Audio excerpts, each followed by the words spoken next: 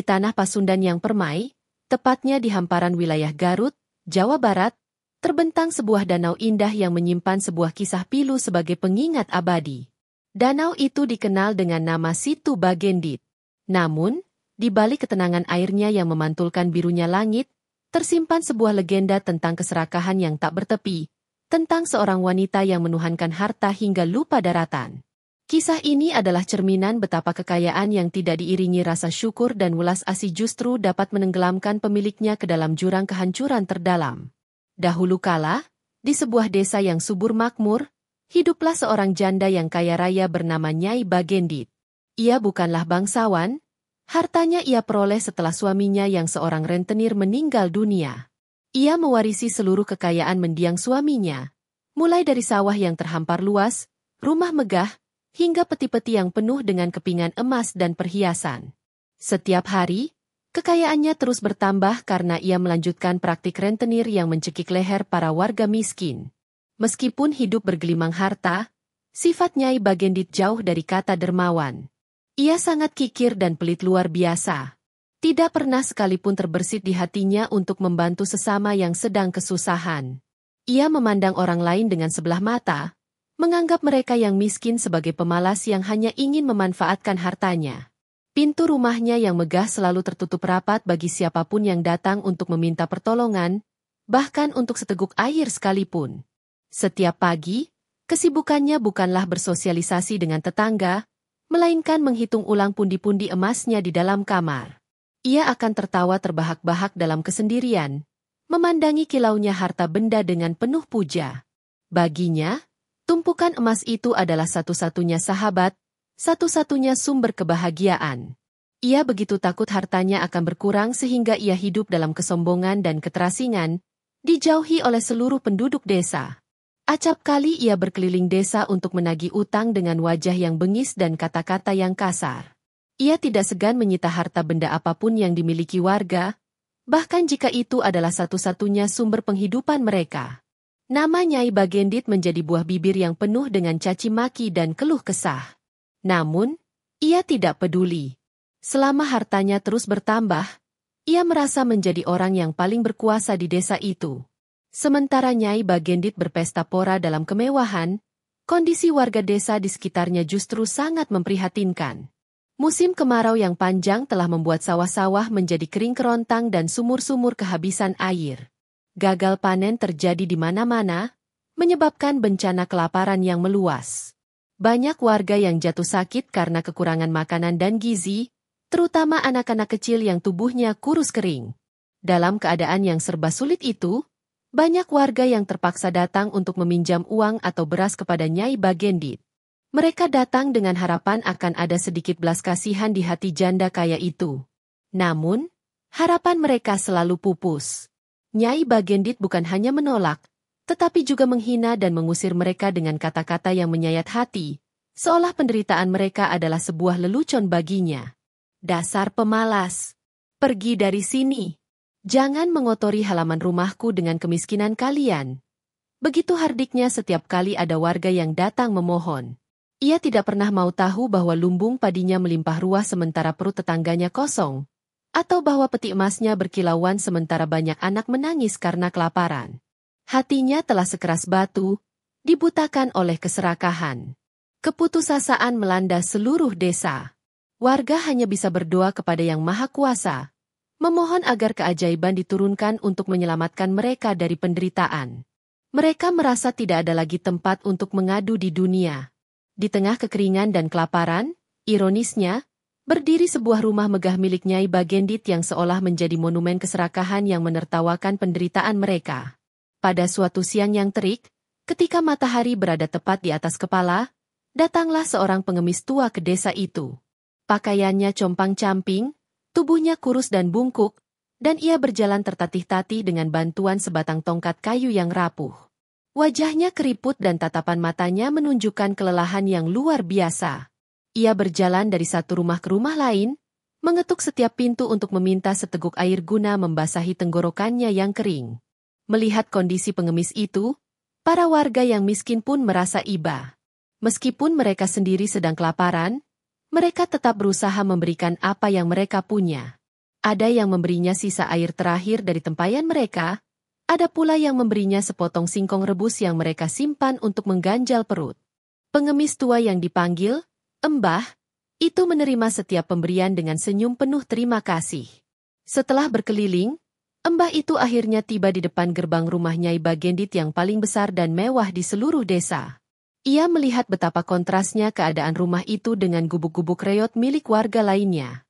Dengan sisa tenaganya, ia melangkahkan kaki memasuki halaman yang luas dan mengetuk pintu utama yang terbuat dari kayu jati berukir. Dari dalam rumah, terdengar suara langkah kaki yang angkuh mendekati pintu. Embah itu berdiri dengan sabar, berharap pemilik rumah mewah itu memiliki hati yang lebih lapang dibandingkan warga lainnya. Ia tidak tahu bahwa ia sedang berhadapan dengan sumber dari segala penderitaan di desa itu, seorang wanita yang hatinya telah lama mati. Pintu pun terbuka dengan kasar. Sosok Nyai Bagendit muncul dengan wajah masam, alisnya bertaut melihat siapa yang berani mengganggu waktu istirahat siangnya. Matanya menatap jijik dari ujung rambut hingga ujung kaki ke arah Embah pengemis yang berdiri di hadapannya. Tanpa menunggu sang Embah berbicara, Nyai Bagendit langsung membentak dengan suara melengking. "Mau apa kau kemari? Pengemis tua tak tahu diri? Tempatmu bukan di sini. Cepat pergi sebelum anjing penjagaku kulepaskan." Hardik Nyai Bagendit tanpa rasa belas kasihan sedikit pun. Embah itu hanya tersenyum tipis. Kemudian dengan suara yang lemah dan serak ia berkata, "Maaf Nyai, saya hanya seorang musafir yang kehausan. Sudikah kiranya Nyai memberi saya seteguk air saja?" Permintaan yang begitu sederhana itu justru menyulut amarah Nyai Bagendit lebih besar lagi. Ia merasa terhina karena seorang pengemis kotor berani meminta sesuatu darinya. Ia tertawa mengejek. "Air? Untukmu? Jangan mimpi. Airku terlalu berharga untuk membasahi tenggorokan kotormu itu. Pergi sekarang juga atau kau akan menyesal." Tak puas dengan kata-kata kasarnya, Nyai Bagendit kemudian meludah ke tanah tepat di depan kaki sang Embah sebagai tanda penghinaan tertinggi. Ia lalu membanting pintu dengan sangat keras, meninggalkan Embah itu berdiri termangu di halaman rumahnya yang luas. Hati sang Embah begitu sedih melihat perlakuan yang ia terima. Ia merasa keserakahan dan kesombongan wanita itu sudah tidak bisa lagi ditoleransi. Meskipun dihina sedemikian rupa, Embah pengemis itu tidak langsung pergi. Wajahnya yang semula tampak lelah kini berubah menjadi lebih serius dan berwibawa. Dengan suara yang kini terdengar lebih jelas dan kuat, ia memanggil nama Nyai Bagendit. Merasa terganggu lagi, Nyai Bagendit membuka pintunya kembali dengan amarah yang memuncak, siap untuk melampiaskan kekesalannya. Namun, sebelum ia sempat berkata-kata, Embah itu sudah menancapkan tongkat kayunya ke tanah kering di halaman. Tongkat itu tertancap dengan begitu kokoh. Sang Embah kemudian menatap Nyai Bagendit dengan tajam dan berkata, "Nyai, engkau begitu bangga dengan kekuatan dan kekayaanmu. Jika kau memang sehebat itu, coba cabut tongkatku ini dari tanah." Nyai Bagendit tertawa terbahak-bahak mendengar tantangan itu. Ia menganggapnya sebagai sebuah lelucon konyol dari seorang tua yang sudah pikun. Hanya mencabut tongkat rapuh ini? Mudah sekali, ejeknya. Dengan penuh kesombongan, ia mendekati tongkat itu dan memegangnya dengan kedua tangan, siap menariknya dengan sekuat tenaga untuk mempermalukan si pengemis tua. Namun, alangkah terkejutnya Nyai Bagendit. Ketika ia menarik tongkat itu, benda itu tidak bergerak sedikit pun, seolah telah menyatu dengan inti bumi. Ia mencoba lagi dengan mengerahkan seluruh kekuatannya. Wajahnya sampai memerah dan napasnya terengah-engah, tetapi tongkat itu tetap kokoh di tempatnya. Kesombongannya perlahan berubah menjadi rasa penasaran dan sedikit cemas. Ia tidak mengerti mengapa tongkat serapu itu bisa begitu berat. Setelah melihat Nyai Bagendit gagal total, Embah pengemis itu berjalan mendekat. Dengan satu gerakan yang sangat ringan dan tanpa usaha sedikit pun, ia mencabut tongkat itu dari tanah. Seketika, dari lubang bekas tancapan tongkat itu, menyemburlah air yang sangat deras.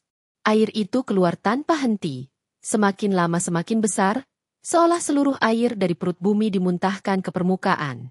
Nyai Bagendit terperanjat ketakutan. Ia menjerit histeris melihat air yang mulai menggenangi halaman rumahnya yang luas. Warga desa yang mendengar keributan pun berdatangan dan ikut terkejut melihat air bah yang muncul secara tiba-tiba. Embah pengemis itu kemudian berseru dengan suara menggelegar kepada para warga, "Cepat lari dan selamatkan diri kalian. Carilah tempat yang lebih tinggi. Biarkan air ini menghukum orang-orang yang serakah." Tanpa menunggu lama, para warga berlarian tunggang langgang menyelamatkan diri mereka dan keluarga masing-masing.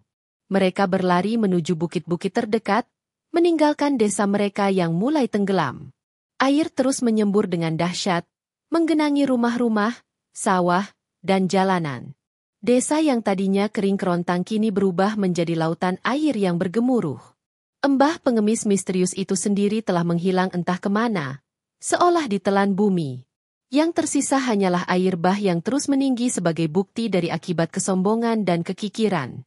Hukuman dari langit telah dijatuhkan, sebuah pelajaran keras bagi mereka yang hatinya telah tertutup dari penderitaan sesama. Di tengah kepanikan itu, apa yang ada di pikiran Nyai Bagendit bukanlah cara untuk menyelamatkan nyawanya. Sifat serakahnya yang sudah mendarah daging membuatnya hanya memikirkan satu hal, yaitu harta bendanya. Ia tidak peduli dengan air yang sudah setinggi lutut, ia justru berlari masuk ke dalam rumahnya, menuju kamar tempat ia menyimpan peti-peti berisi emas dan perhiasan. Dengan napas terengah-engah, ia berusaha menyeret peti-peti hartanya yang sangat berat itu, berharap bisa membawanya lari ke tempat yang aman. Ia tidak rela jika semua kekayaan yang ia kumpulkan seumur hidupnya harus ikut tenggelam. Ia berteriak-teriak histeris, "Hartaku! Emasku! Jangan tinggalkan aku!" Ia terus mencoba mengangkat dan memindahkan hartanya, mengabaikan air yang semakin cepat meninggi. Para warga yang sudah berada di atas bukit, hanya bisa memandang ngeri ke arah rumah Nyai Bagendit.